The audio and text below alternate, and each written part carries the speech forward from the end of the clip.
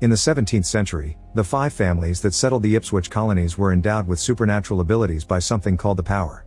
When one family tried to get more power, it was banished. The remaining 4 families, in order to protect themselves, formed a covenant that ensured their survival. In the present, the 4 descendants of the covenant are good friends. They're Caleb, Pogue, Reed, and Tyler, known by the students of the Spencer Academy as the Sons of Ipswich. Tonight they're together on the edge of a cliff and use their powers to jump, allowing them to land safely and make a smooth entrance at the latest school bonfire. There, Pogue's girlfriend Kate introduces them to her new roommate Sarah, and newcomer Chase. A girl makes fun of Sarah for being on a scholarship instead of being from a good family like everyone else here, and when Caleb calls her out for it, Aaron comes in her defense. Aaron pushes Caleb to start a fight and Chase cuts in to stop him, but at that moment Reed uses his powers and makes Aaron puke to embarrass him. Suddenly the party's interrupted when someone announces that cops are on their way. Everyone starts running away from the party, trying to escape through the woods. The girls try to leave with Chase in Sarah's car, but it won't start. Reed offers to fix it and pretends to look under the hood when actually he's using his powers to take care of it. After they take off, the 4 witches get in their own car and decide to have some fun. A police car starts pursuing them at high speed through the woods, where the boys pull lots of crazy moves to dodge every tree in the darkness.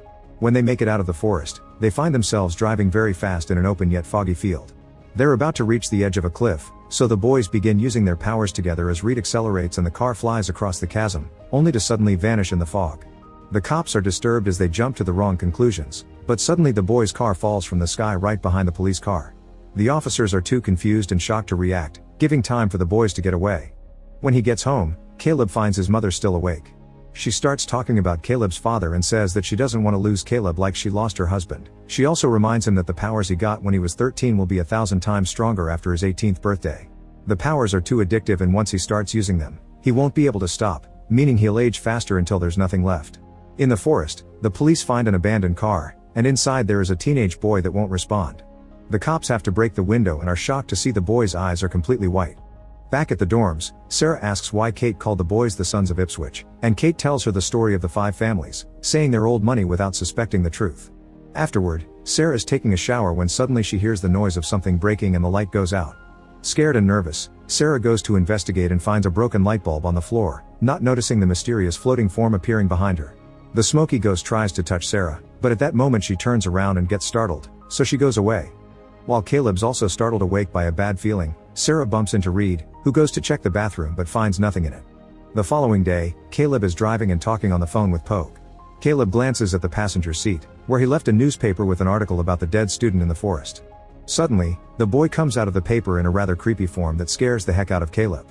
When he looks back to the road, Caleb notices a giant truck heading straight to him. The truck crashes head-on with Caleb's vehicle, which explodes into hundreds of car parts flying around past the truck. Then the car debris comes back together to rebuild itself in an instant. Caleb picks the phone up to tell Pogue that he just saw a darkling in the form of the dead student, and they agree something weird is going on. Later that day, Caleb stops by the pharmacy and runs into Sarah, so he invites her to run errands with him. They drive by Putnam's barn, and Caleb explains that is where the original Ipswich colony was established. Eventually they pull up in front of a huge old building that Caleb says was his family's first colony house. At that moment a shot can be heard from the house, but Caleb says it's only the caretaker Gorman, who can be very paranoid. Caleb leaves Sarah in the car while he goes into the house.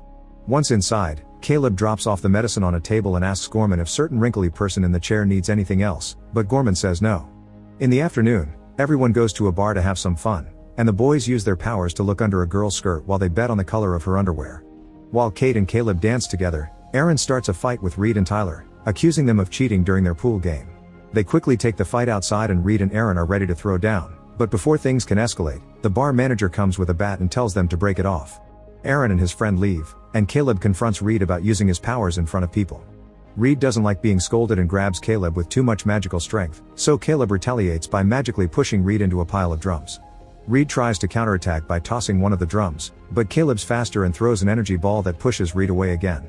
Pogue and Tyler have to cut in and separate them before things get worse. After they leave the bar, Caleb gives Sarah a ride back to the dorms and they share a kiss. Later that night, a spider sneaks into Sarah's room and walks on her face, slowly getting into her ear.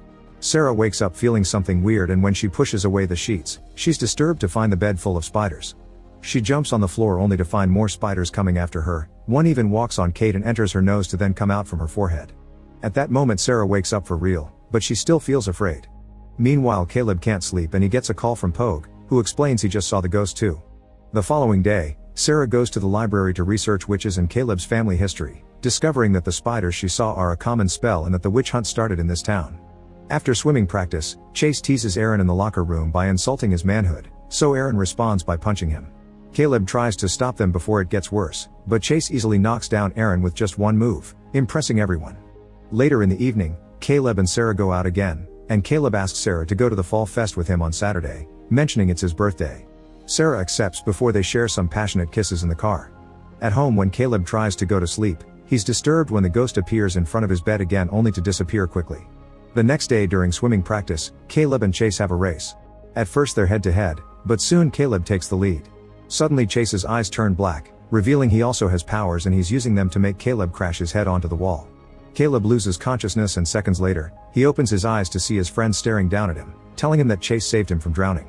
Sometime later Chase is called to see the principal, who reveals they've found Chase's ID in the car of the dead student. Chase plays innocent and says he doesn't know how it got there.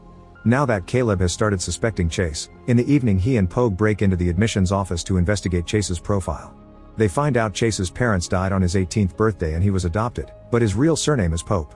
Before they read more, they hear a guard approaching, and the boys immediately use their magic to float to the ceiling so the guard can't see them, but the papers from the file soon start falling, and they have to concentrate to make them float too. Once the guard goes away, the boys get to escape safely. Meanwhile, Sarah goes back to her dorms and finds a note saying Kate went to the hospital. Sarah rushes to visit her friend and the doctor explains Kate is having an allergic reaction to various spider bites on her body. Back to Caleb, he and his friends go to an underground chamber where they keep the magical fire for their covenant meetings. Caleb uses his powers to grab the Book of Damnation from a shelf, which contains the names of all the people who brought witch charges against John Putman, the head of the fifth family. Caleb tells the others that Goody Pope was one of Putnam's accusers and that Putman came to her in her dreams as an incubus after her husband died. As a result of this dream she had a child, and they realize that Putnam's family line didn't die with him and that Chase is the fifth son of Ipswich. At that moment Sarah calls Caleb and tells him that Kate is in the hospital, mentioning the spiders.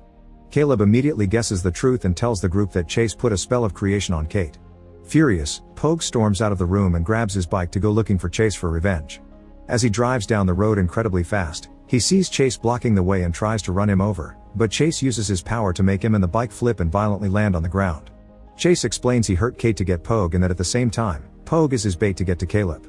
Moments later, Sarah returns to her dorm and is startled by Caleb at the door. As soon as they sit down to chat, there's another knock and Sarah is shocked to see Caleb again. It turns out the Caleb inside is Chase under an illusion, and he immediately uses his power to knock out Sarah and bring her to the bed, where a spider enters her ears and causes her veins to go black. Chase reveals that he seeks revenge for his family line and wants Caleb's powers after he ascends on his 18th birthday. If Caleb doesn't cooperate, Chase will kill Sarah and his friends. The birthday will happen the following night, and Chase tells Caleb to meet him at Putnam's barn before midnight. He also admits he killed his own parents and the teen in the car.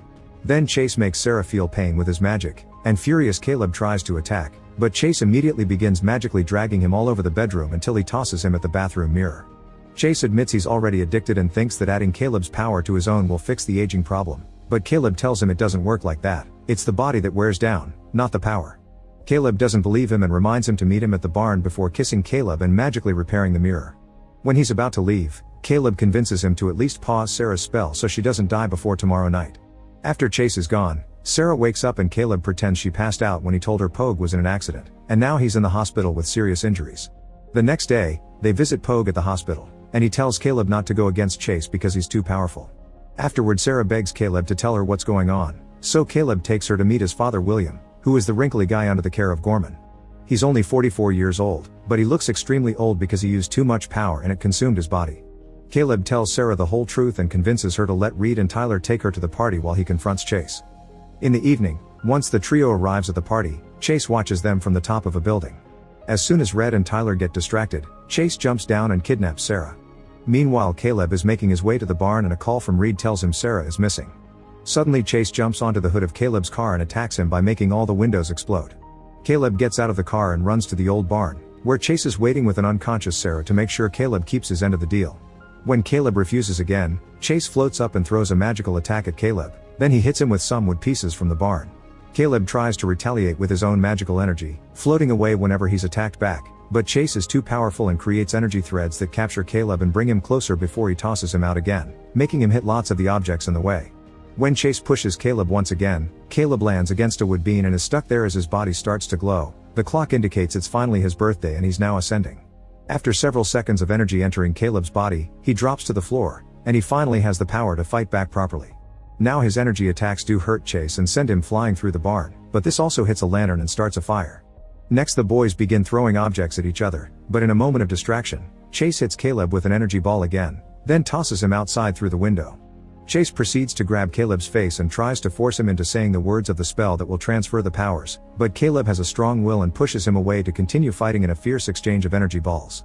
In the meantime, Caleb's mom arrives at the old house to talk to William, convincing him that his life is wasted anyway so he should do something for his son. William recites the spell and sends Caleb his power. At the barn, lightning flashes, and Caleb receives his dad's magic, making him more powerful.